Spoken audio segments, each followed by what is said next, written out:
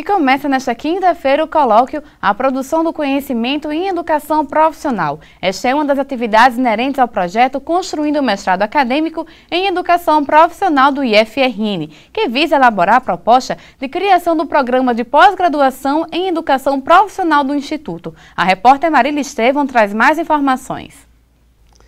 Pois é, Gabi, esse colóquio faz parte do processo de construção do projeto de mestrado em educação profissional que vai ser oferecido aqui pelo Instituto, provavelmente lá pelo ano que vem.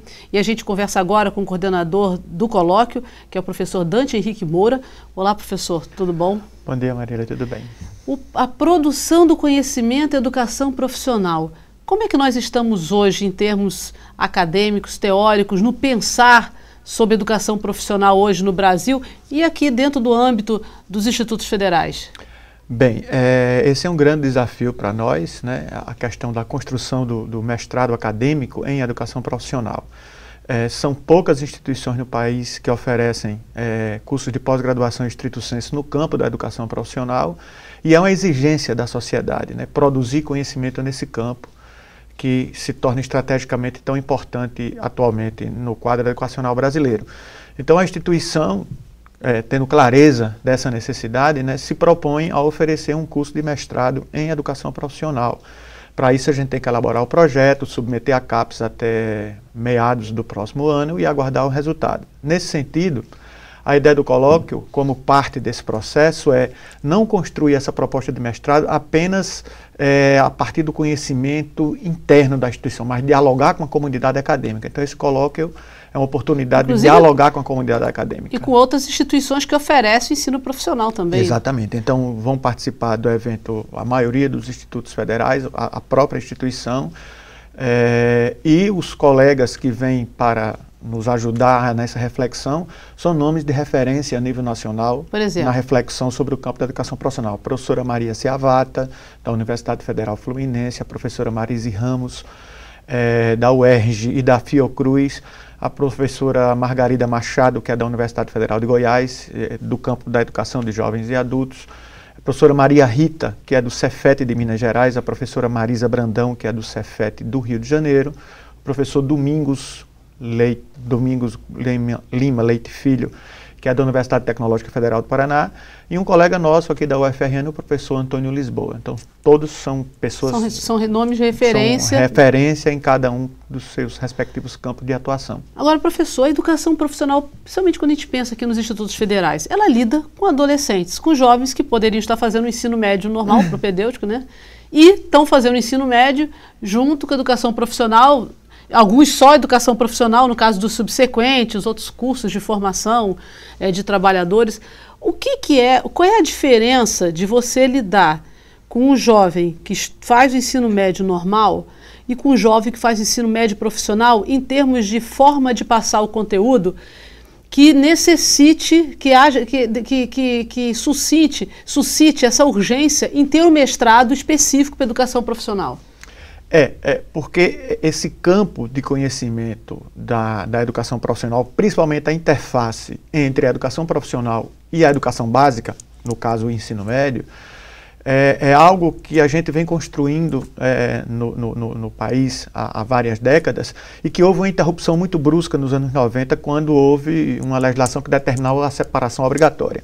Depois, nos anos 2000, essa legislação foi revogada e volta a possibilidade de você articular o ensino médio com a educação profissional, que a gente considera extremamente relevante, porque a maioria da população brasileira vive a sua fase de sujeito adulto, portanto de sujeito trabalhador, com nível de escolarização que não vai acima da educação básica. 80% da população brasileira vive a sua fase adulta sem ter um curso de nível superior. Portanto, o ensino médio, enquanto última etapa da educação básica, é fundamental que dialogue com o mundo do trabalho. Porque a maior parte, até nas escolas públicas, o ensino médio é como se ele não levasse em conta que o jovem vai sair dali e vai precisar trabalhar. Exatamente. Então, assim, ele faz o ensino médio, deve ser até difícil para ele, principalmente aquele que precisa trabalhar, convencer os pais, ou ele mesmo, de que é fundamental ele fazer o ensino médio, porque não forma para nada, né? Claro. Então, o ensino médio integrado à educação profissional, que esse é o nosso principal foco de estudo, ele tem exatamente essa perspectiva.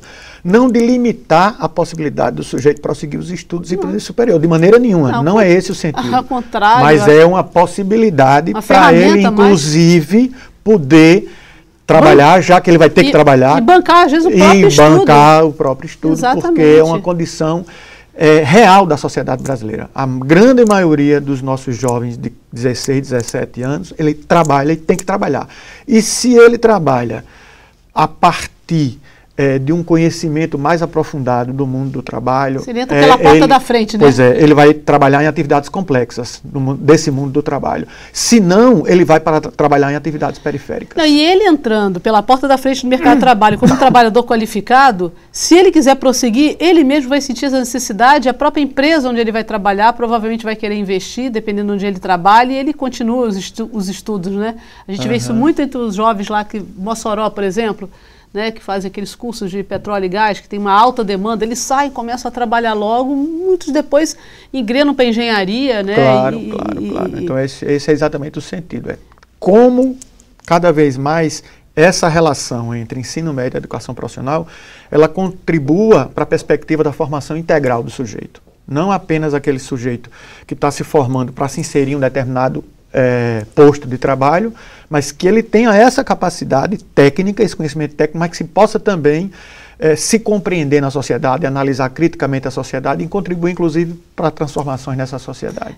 Uma camada da população que às vezes sofre quando volta para os bancos escolares, às vezes não, geralmente sofre quando volta para os bancos escolares para completar a formação, a educação formal e até aprender uma profissão, são os adultos, né? Que é o público do ProEja. Né? Nesse colóquio, vocês vão discutir essa problemática da reinserção dessas pessoas fora da escola, como fazer de uma maneira mais eficiente, eficaz e efetiva? Pois são três coisas diferentes. Uma das mesas do colóquio, foi bom você tocar nisso, Marília, que uma das mesas do colóquio é especificamente sobre o ensino médio integrado à educação profissional, considerando os dois públicos com os quais nós trabalhamos. Os adolescentes, aqueles que vêm da trajetória regular, acabaram de concluir aí o ensino fundamental por volta dos seus 14, 15 anos, e entram no instituto para fazer o ensino médio integrado. E o outro público, que é o público esse que você acabou de mencionar, que é extremamente relevante do ponto de vista de política educacional, a instituição está atuando com esse público, porque são pessoas que, na verdade, foram excluídas da escola e, quando chegam à fase adulta, se dão conta que, sem um nível de escolarização maior, eles terão grande dificuldade de participar nessa sociedade. E que não são necessariamente idosos, as pessoas confundem. Basta a pessoa ter 18 anos e estar fora de faixa. 18 anos, está fora de faixa, ela ainda é. Então, nessa mesa nós vamos ter 3 colegas dos que eu mencionei, a professora Maria Margarida Machado, da Universidade Federal de Goiás, que é exatamente especialista no campo da educação de jovens e adultos. Então, professor, só para encerrar a nossa entrevista, nosso tempo está terminando, quem não puder assistir, participar, porque já está tudo fechado, né? Presencialmente, por videoconferência, ainda vai ter uma outra oportunidade de acompanhar esses debates? Exatamente. Nós temos 3 possibilidades de participação. A participação presencial, no campus avançado da Cidade Alta do nosso instituto, por videoconferência em cada um dos campos, em todos os campos as salas de videoconferência estarão ativadas e as pessoas que se inscreveram vão participar, e qualquer cidadão, qualquer pessoa de qualquer lugar, desde que tenha acesso à internet, entra na página do instituto, vai ter um link para assistir por webconferência, então pode ser assistido de qualquer parte do mundo também o evento. Então tá, muito obrigado pela sua participação aqui no nosso programa. Gabi, é com você.